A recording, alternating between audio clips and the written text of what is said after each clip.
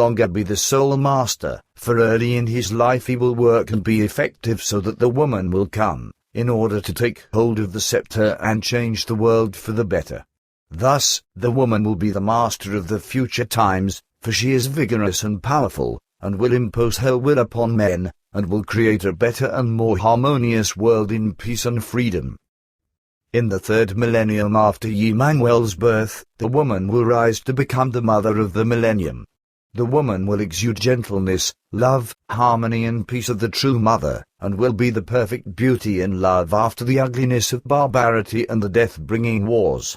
And the teaching of the prophet will contribute much to that end, whereby the new time in its evolutionary path transforms into a time of ease, in which human beings will sincerely and truly love and share, dream together and make dreams come true.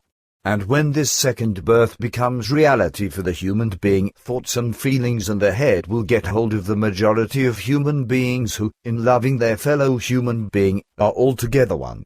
That will be the end of barbarity, the end of wars and the end of evil.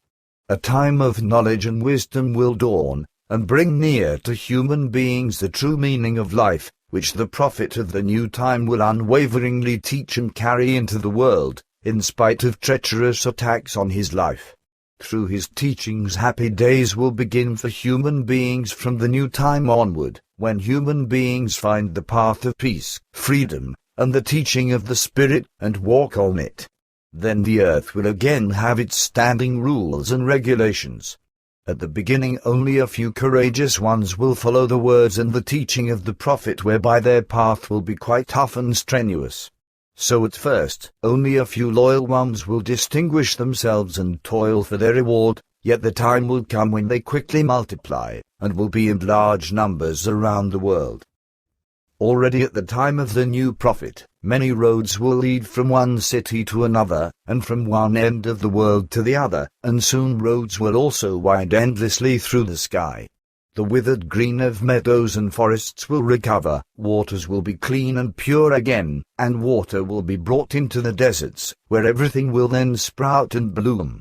And soon the earth will be like a new garden, where the human being will respect everything that grows, blooms, moves around, crawls and flies.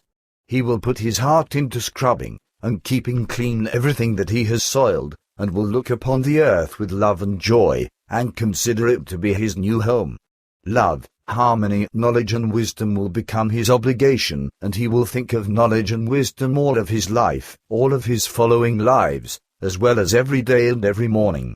Each human being will think and act in the same manner, and he will know more about his body and head, his thoughts and feelings, as well as about the laws of life and of the creation than was the case ever before.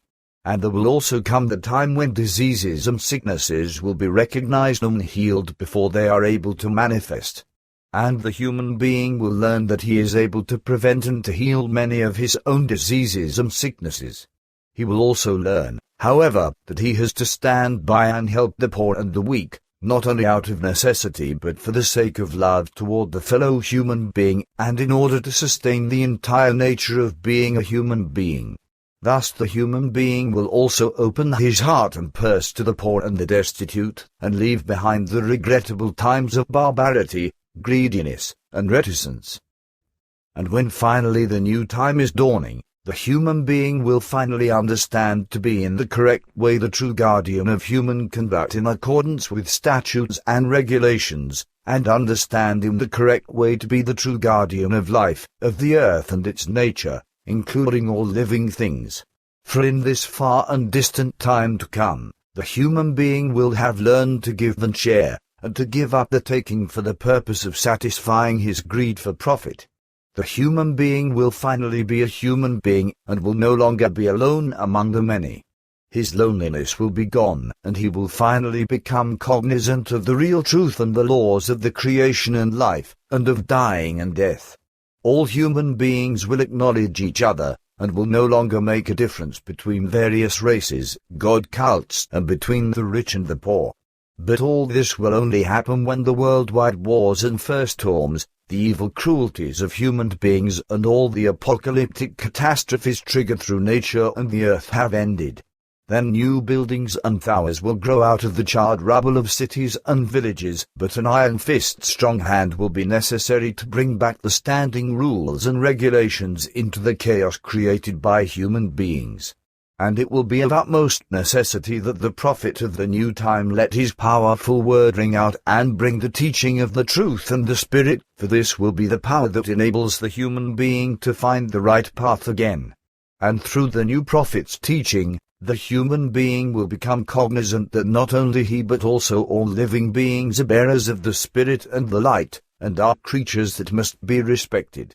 And when the human being knows that, then he will create new cities on earth, upon the waters, under the waters, and in the sky, where he will travel with silvery gleaming, metallic ships. Thus, the human being will remember what once was, and he will also know how to probe into the days and times to come. He will learn to understand procreation and birth as well as life, dying and death, and will lose all anxiety and fear of it, because he will turn toward the teaching of the prophet. And the human being's age will be that of several lives, because his lifespan will be extended, and he will become cognizant that light never extinguishes, and that life also continues in death and in living again, for his knowledge will become all-encompassing wisdom. Quetzal says these, my friend, are the predictions of Jeremia for the second millennium that comes to an end, and the coming third millennium. Billy says these actually aren't prophecies but rather predictions, which will, therefore, fulfill themselves under all circumstances. Do you know whether there are also predictions or prophecies of other prophets, which we here on earth do not yet know or no longer know, because they have been lost? Quetzal says yes, there are such. Billy says, could you also make these accessible for me? Quetzal says, perhaps once at a later time. For today, anyhow, it must be enough, for my duty calls me again, which is why I must go now. Until we meet again, my dear friend. Billy says, until we meet again. But when will you come back? Quetzal says it will take some time because I will be away for 2 months. Billy says then until then. The end.